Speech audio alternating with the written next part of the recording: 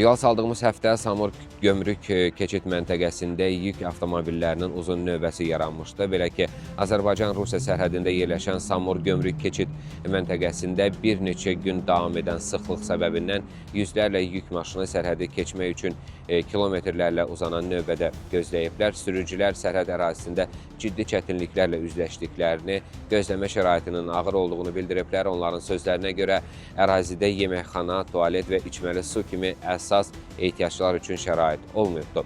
Bir çox sürücü gecəni avtomobildə və açıq havada keçirməyə məcbur qalıblar.